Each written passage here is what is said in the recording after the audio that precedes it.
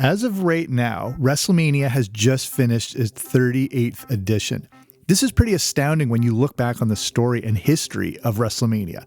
This was an event that was a massive risk and could have easily backfired. Vince McMahon leveraged everything on WrestleMania 1, and if it hadn't worked, you wouldn't be here listening to this podcast today. The story of WrestleMania is as much the story of the rapid growth of the then World Wrestling Federation. I was a kid in the 80s, so of course wrestling was my life. But by the time the first WrestleMania came around, I was about 8, just fully getting into it. This was a time when wrestling was real to all of us kids, and they would even print event results in the sports section of our newspaper. But this is a look back on the event that capitalized on the rapid success of the WWF and took everything to a whole new level. Welcome to the greatest sports entertainment spectacular of all time. Welcome to WrestleMania!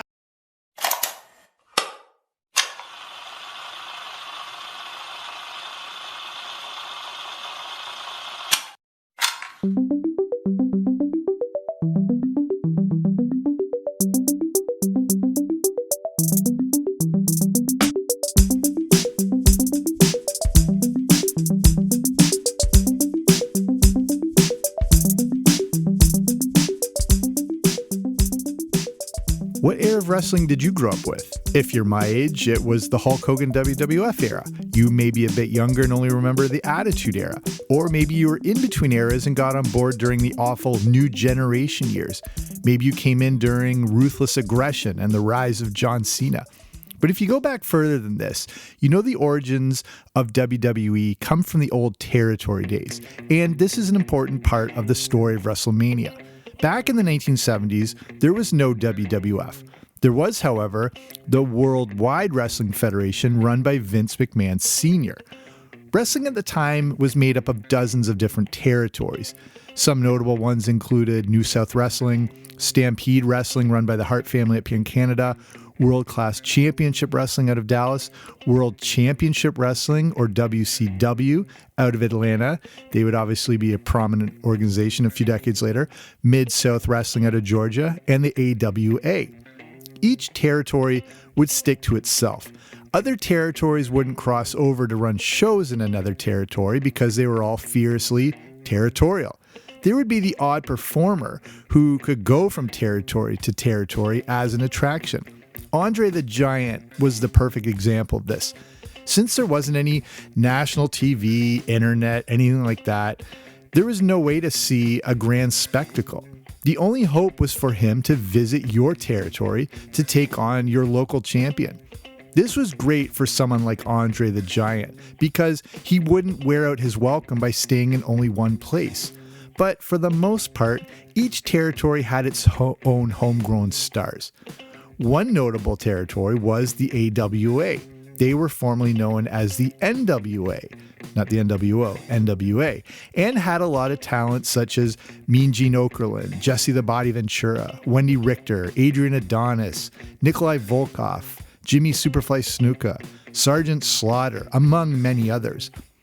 Back in the Worldwide Wrestling Federation territory of the Northeast, Vince McMahon Sr. was about to sell his territory to his son, Vince. Vince Sr. assumed his son would keep things as is, but Vince Jr. noticed the changing landscape of entertainment. It feels as if cable TV has always been around, but in the early 80s, there was no such thing. As mentioned, you could only watch televised wrestling of your local or closest organization. With the advancement of cable TV, you could now broadcast shows around the country. Vince Jr. saw what was happening and knew it presented an enormous opportunity. He had amassed a wide range of talent by bringing in other territory performers, mostly from the AWA, and they now joined the newly named World Wrestling Federation. Vince knew he had a better product than his other territory competitors, and he wanted to take them all on at once. Cable TV was finally the way to do this. Everyone involved with Vince Sr. went nuts. This was absolute blasphemy, and this sort of thing just wasn't done. Vince McMahon says that if his dad had ever known what his plans were when he bought the company, he never would have sold it to him. And Vince Jr. didn't want to stop there. There was the chance that this thing could be taken globally. He had all the talent, but was still missing one piece of the puzzle. Who would be the showcase performer to represent the WWF? Terry Bollea had started training to wrestle in the late 70s. He was a big, strong, good-looking blonde guy. Bollea would wrestle in Alabama with his partner, Brutus the Barber Beefcake. They would be known as the Boulder Brothers. Terry would then move to the Continental Wrestling Federation in Memphis, where he would often go by the name Terry Boulder, sometimes using the name Sterling Golden. While appearing on a local talk show, Bollea was a guest with TV's The Incredible Hulk, Lou Ferrigno. At 6'7" and nearly 300 pounds, Bollea dwarfed the Incredible Hulk. On the show, it was pointed out that Bollea was the real Hulk. Bollea quickly adopted the name Terry the Hulk Boulder. Bollea would be part of the AWA and was in that group of wrestlers that would be snatched up by Vince McMahon Sr. Vince Jr. immediately saw the star potential of Bollea. The blonde surfer look, matched with the 24-inch arms, made him the perfect performer to take the WWF nationwide. The WWF had various characters of different nationalities. They had Italian wrestlers, Polish wrestlers, and Russian wrestlers. Bollea would represent the Irish. They dropped his real name, but kept the Hulk, and then just added Hogan to it. A new era of wrestling was about to begin.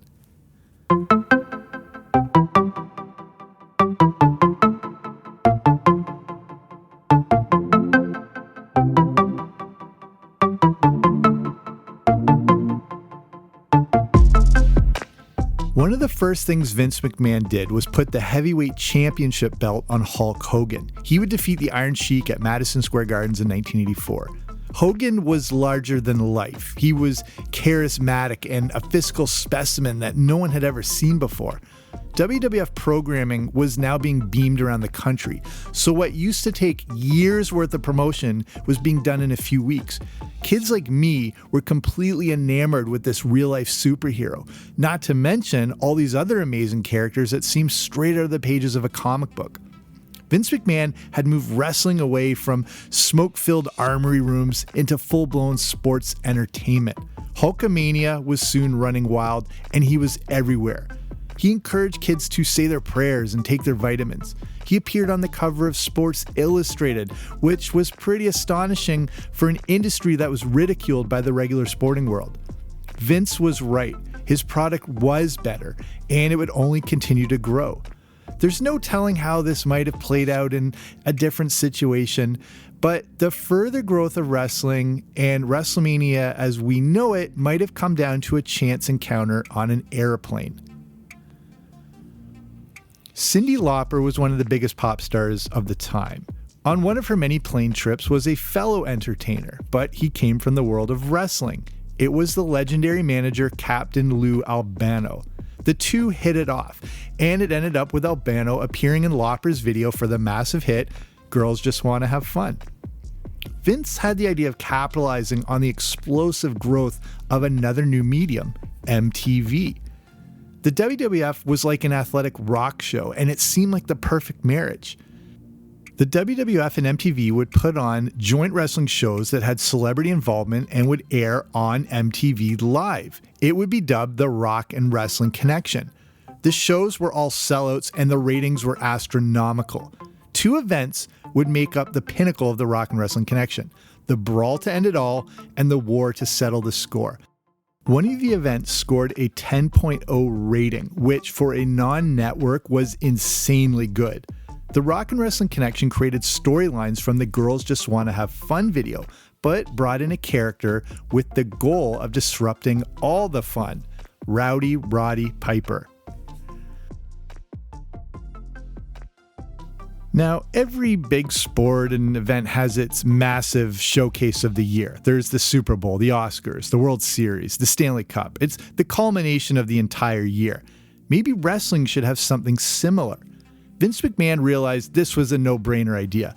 take all their best wrestlers and storylines in conjunction with MTV and create a one-night extravaganza filled with celebrities and the best of the WWF. But what would they call it? Vince wanted to originally go with, not joking, the Colossal Tussle. Legendary ring announcer Howard Finkel thought back to the early days of the Beatles and how that phenomenon was dubbed Beatlemania. WrestleMania was born.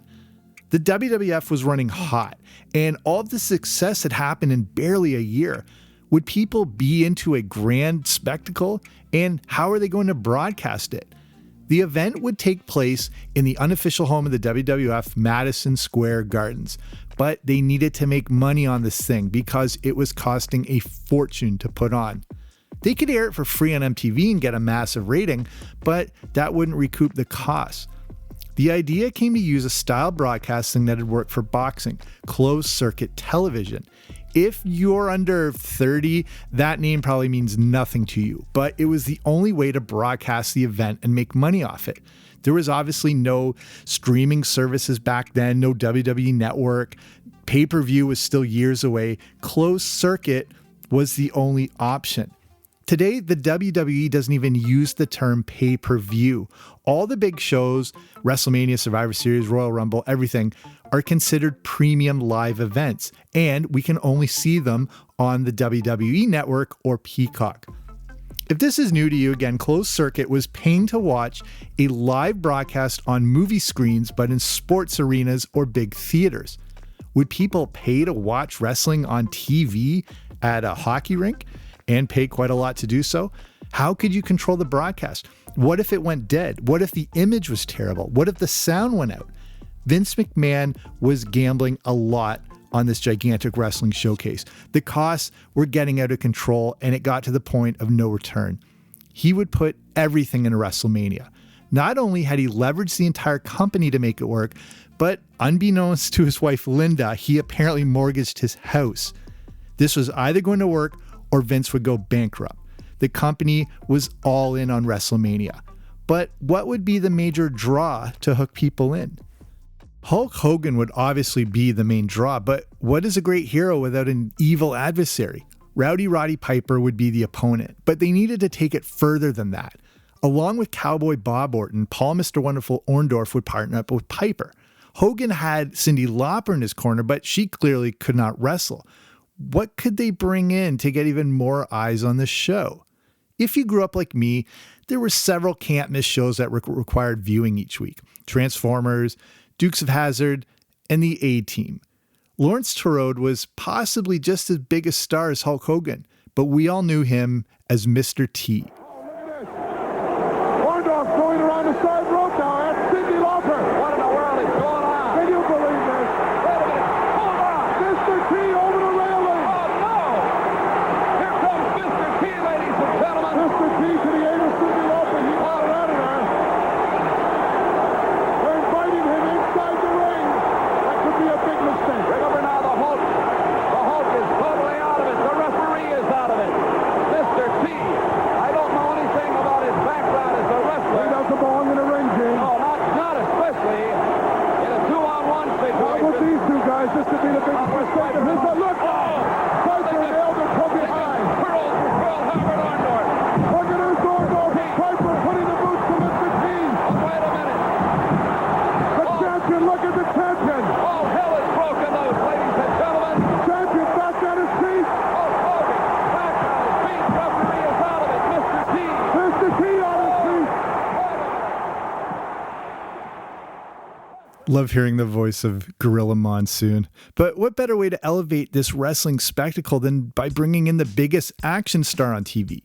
The WWF would create an angle where Mr. T came to the rescue there of Hulk Hogan to ultimately join forces with him to take on Piper and Orndorff. Now you had the entertainment world completely fixated on this strange wrestling event. McMahon would take a similar gigantic risk years later when he brought in the baddest man on the planet, Mike Tyson, to be featured in another WrestleMania featuring another performer that would save the company, Stone Cold Steve Austin. So the final match was set, but here's how the rest of the first WrestleMania card shaped up.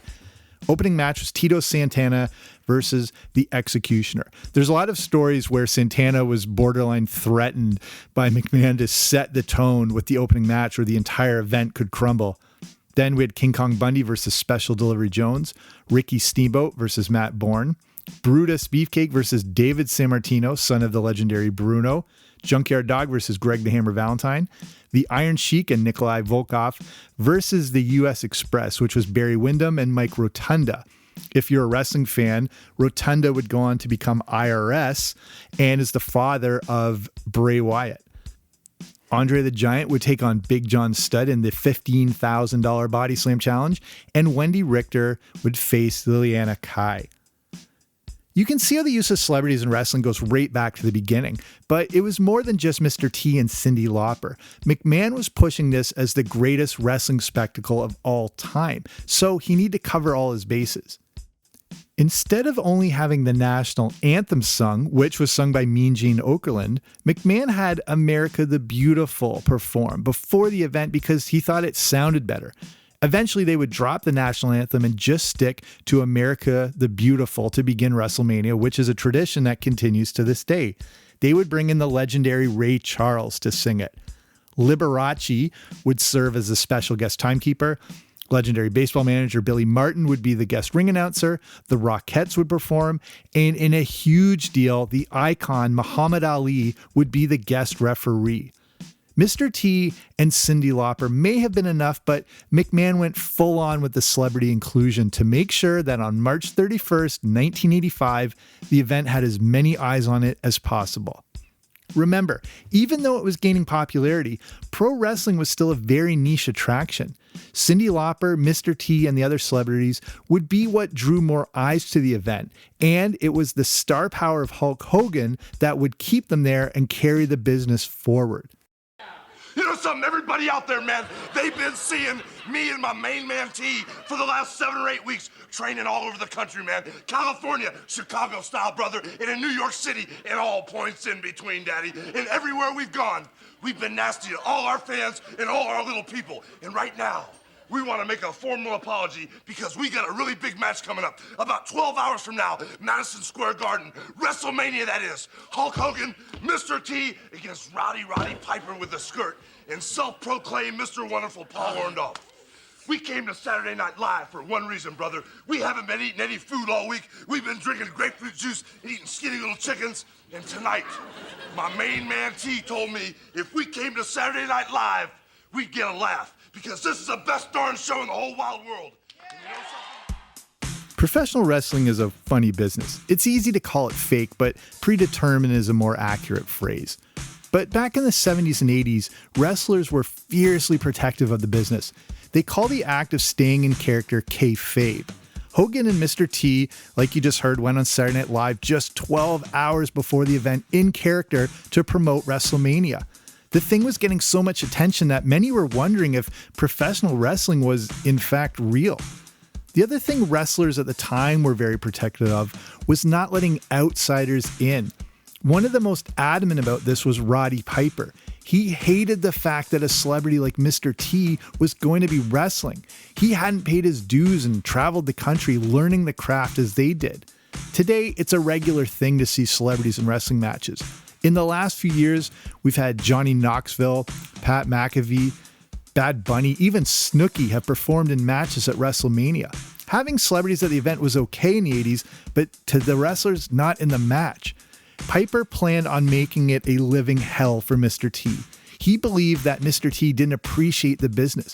Mr. T was tough, but Piper was also a former amateur boxer. Piper didn't believe he was getting the respect he deserved for carrying the hype for this match. After all, a great good guy can only exist when a great bad guy is there to thwart him.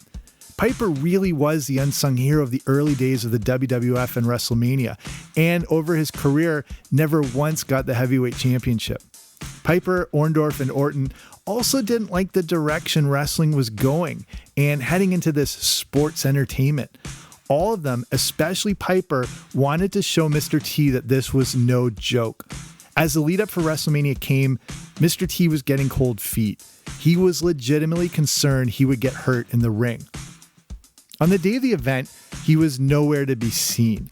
There are various stories about this, and some come from Hulk Hogan, and some things he says can be taken with a grain of salt, but they say that they eventually found him near Central Park with a bunch of homeless people.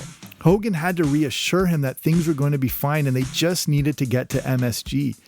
Eventually, Mr. T with a huge entourage made it to the Garden. While this is going on, WrestleMania is already underway. When it came time for the finale, and really the focal point of this entire event, the match did go off without a hitch. Hogan and Mr. T would win, but the only change was the original plan was for Mr. T to pin Piper. Piper refused, and that's why we got Hogan pinning Mr. Wonderful. Mr. T was a great athlete himself and in amazing shape, but if you go back and watch the end of this match, he is so exhausted that he can't even lift his hands over his head. So let's look at the aftermath of WrestleMania.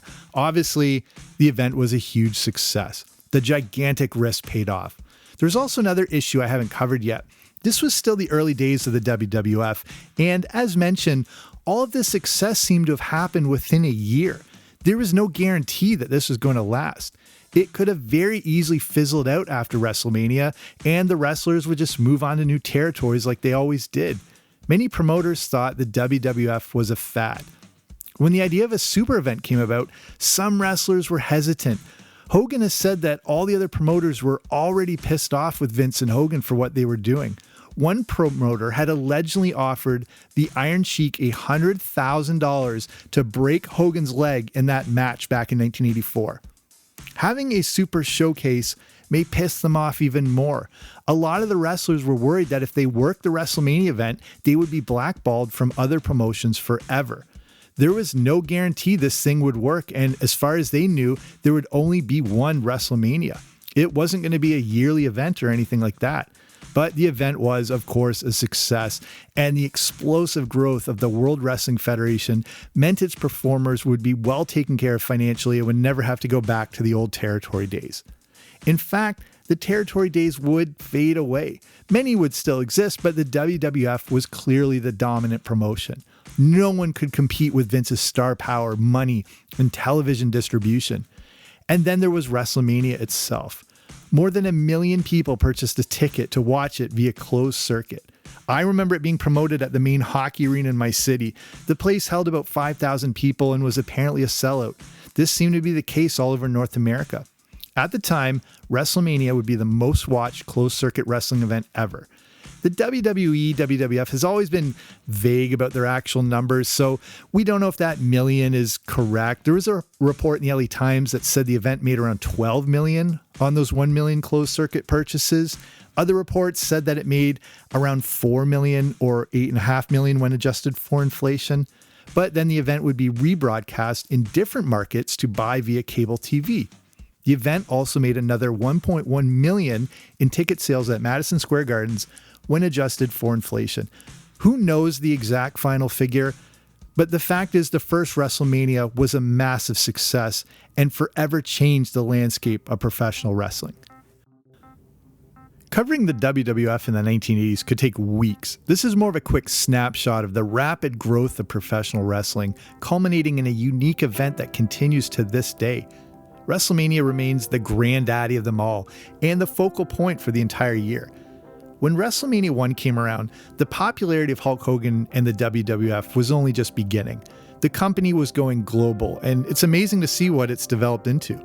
I've been lucky enough to go to a WrestleMania. It was WrestleMania 18 when the WWE came back to the Skydome in Toronto. I got to see the man who started it all, as it was the iconic matchup between The Rock and Hulk Hogan. If you're a wrestling fan, I don't need to explain this moment to you. If you aren't, and I understand that people don't like wrestling or don't get it or whatever, this match and this moment with 70,000 people is something I will never forget for the rest of my life. What was supposed to be a one-off event turned into an annual tradition. The company would become truly universal and appeal to all walks of life. Some say there was no greater period than pro wrestling in the 80s. The money and attention it received weren't even topped by the phenomenal Attitude Era. Whether or not this is true isn't really important. What is important is the massive risk that Vince McMahon took back in 1985. WrestleMania would be the beginning of a new era of professional wrestling, and there was no looking back.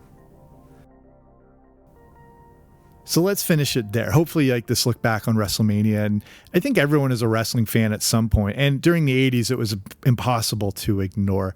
So, I mean, if this show does well, maybe I'll cover specific other WrestleManias through the 80s, like WrestleMania 2, 3, 4, 5. They were all significant events on their own and maybe worth looking back at too. But I'll finish up here. And if you're interested in supporting this show, and if you're in a position to do so, you can check out patreon.com. That's the platform to support small independent creators like me and this show.